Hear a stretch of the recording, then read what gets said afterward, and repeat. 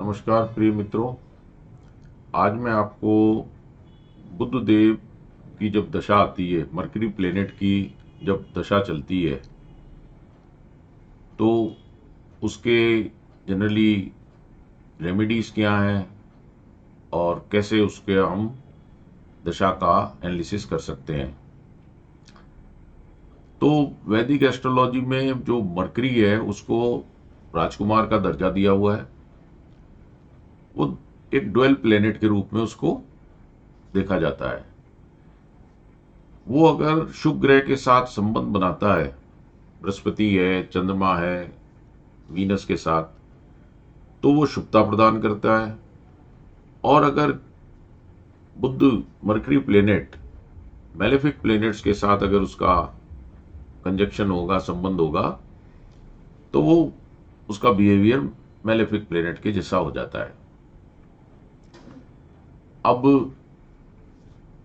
जो mercury planet है वो हमारे इंटेलिजेंस का कारक है, हमारी स्पीच का भी कारक है, हमारी बुद्धिमत्ता का कारक है, क्रिएटिविटी का भी कारक है, कम्युनिकेशन स्किल्स भी मरकरी प्लेनेट से देखी जाती है। तो अब वो महादशा पॉजिटिव भी रिजल्ट दे सकती है और उसके नेगेटिव इफेक्ट भी आ सकते हैं। ये सब डिपेंड करता है बर्थ चार्ट के अकॉर्डिंग। जो नेटिव का बर्थ चार्ट है उसमें क्या प्लेसमेंट है मरकरी प्लेनेट का। तो हम सबसे पहले देखते हैं कि मरकरी दशा के अंदर किस तरह के रिजल्ट की एक्सपेक्टेशन एक नेटिव कर सकता है। तो मरकरी की जो महादशा होती है वो 17 ईयर्स की होती है एज पर पाराशर ऋषि के अनुसार। तो ज्योतिष के अंदर महादशा का जो मरकरी प्लेनेट की है वो काफी बड़ा रोल है। और शनि की महादशा के पश्चात मरकरी की महादशा प्रारंभ होती है और मरकरी प्लेनेट की महादशा के पश्चात केतु देव की महादशा प्रारंभ होती है। अब बुध मरकरी प्लेनेट को बुध ग्रह भी कहते हैं। अगर वो केंद्र और त्रिकोण से संबंध बना रहे हैं, 14710 या 159 से संबंध बना रहे हैं, तो वो एक अच्छा योग बना रहे हैं और अच्छे रिजल्ट देंगे।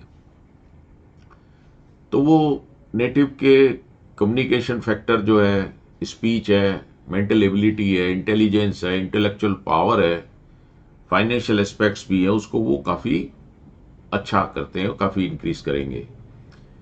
जो जातक होगा काफी इंटेलिजेंट होगा, उसकी मेमोरी पावर बहुत अच्छी होगी। और अगर वो केंद्र से संबंध बना रहे हैं और लगन से भी संबंध बना रहे हैं, तो ऐसे जातक की मेमोरी और इंटेलिजेंस काफी अच्छी देखी जाती है।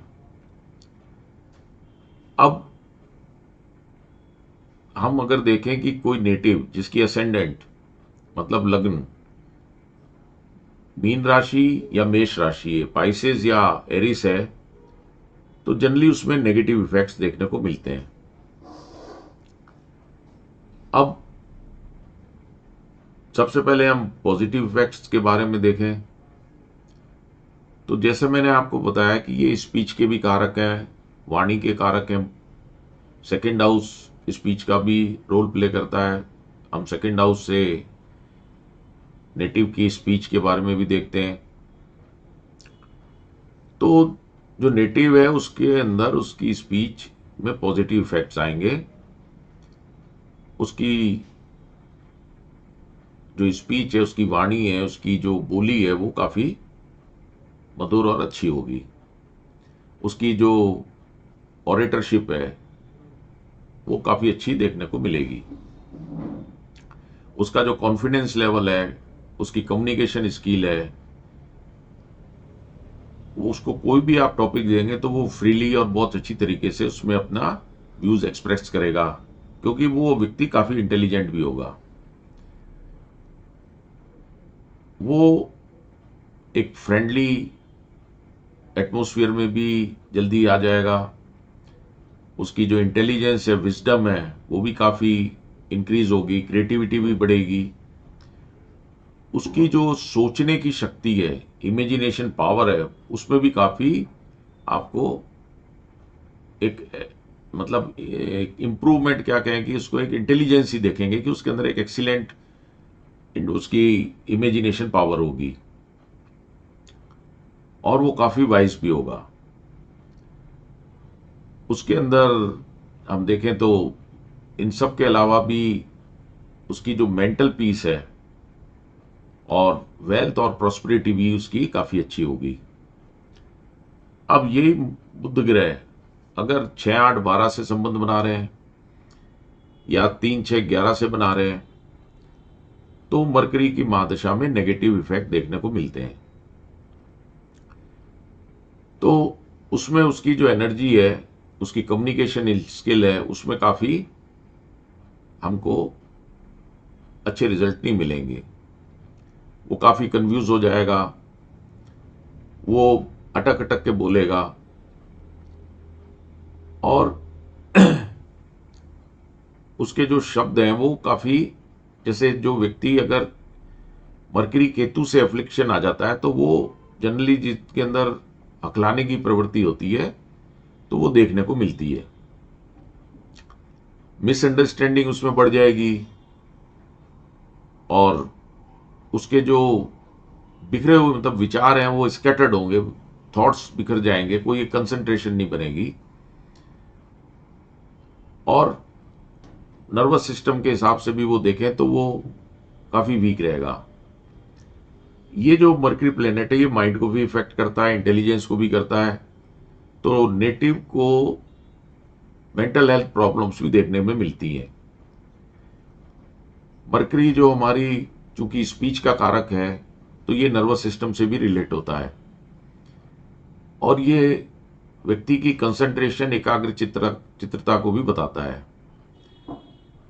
तो इन सब के अंदर अच्छे जातक के अंदर परिणाम नहीं मिलते हैं, उसकी पढ़ाई में भी मन नहीं लगेगा क्योंकि मरकरी एजुकेशन का भी कारक है, फाइनेंशियल इश्यूज भी उसके पास आएंगे, वहां पे भी उसको प्रॉब्लम्स आएगी। अब इन जो इफेक्ट आ रहे हैं मरकरी के, उसको कैसे न्यूट्रलाइज किया जाए, कैसे एक नेटिव कैसे इन प्रभावों को कम कर सकता है, क्योंकि जो हमारी जन्म कुंडली बनी है वो हमारे जो संचित कर्मा का एक पार्ट है जिसको प्रारब्ध कहते हैं। तो उसके अंदर जो दृढ़ प्रारब्ध है उसको तो कम नहीं कर सकते, उसको तो हमको भुगतना ही पड़ेगा। लेकिन जो उसके दो और पार्ट हैं, अदृढ़ प्रारब्ध है, उसको कम किया जा सकता है, मंत्र जाप है। तो बुध ग्रह की जो नेगेटिव इफेक्ट आ रहे हैं तो उसको भी इससे पूजा करके, मंत्र जाप करके भी दूर कर सकते हैं। तो जब मंत्र का है, इसको बुधवार गणेश जी का भी दिन होता है, वो बुध ग्रह के इंडिकेट करते हैं। तो ओम ब्राम ब्रीम ब्रौम स बुद्धाय नमः का जाप करे नेटिव तो उसको इसमें काफी रिलीफ मिलेगा। अगर वो 11 एकादशी और 11 बुधवार के दिन फास्टिंग रखे, व्रत उपवास रखे, तो ये भी एक अच्छी रेमेडी होती है अपने महादशा के बुध देव के नेगेटिव इफेक्ट को कम करने के लिए। डोनेशन भी एक अच्छा उपाय है, हरी चीज़ों का वो दान करें, जैसे ग्रीन वेजिटेबल्स हैं, हरे वस्त्र हैं, किन्नरों को भोजन कराएं, किन्नरों को हरी चीज़ों का, हरी चूड़ियों का दान करें। 9 वर्ष के जो छोटी कन्याएं होती हैं उनको भी बुद्ध देव का ही रूप माना जाता है, तो उनको टॉफियां दें, उनको भोजन कराएं और उसके पश्चात उनके पांव जरूर छुएं, तो उससे भी बुद्ध देव के नेगेटिव इफेक्ट कम होते हैं।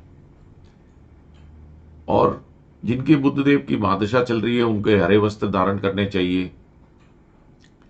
अब अपनी कुंडली के अनुसार रत्न जो इसका पन्ना है, एमरल्ड स्टोन, जिसको कि गोल्ड की अंगूठी में धारण करते हैं, तो लेकिन वो नेटिव अपनी एस्ट्रोलॉजी जो अपनी जो हॉरोस्कोप है वो किसी जो क्वालिफाइड एस्ट्रोलॉजर को दिखा के ही धारण करे, ऐसे ही धारण ना कर ले। तो ये मैं आपको सलाह देता हूं कि बिना एक क्वालिफाइड एस्ट्रोलॉजर की सलाह से रत्न को धारण नहीं करना चाहिए। बाकी एमरल्ड स्टोन को सोने की अंगूठी में जो सबसे छोटी उंगली होती है हमारी, उसमें धारण करने से भी उसके काफी अच्छे प्रभाव मिलते हैं। इसको पन्ना भी कहते हैं। इसको धारण करने से जो मरकरी की नेगेटिविटी है उसमें काफी कमी देखने को मिलती है।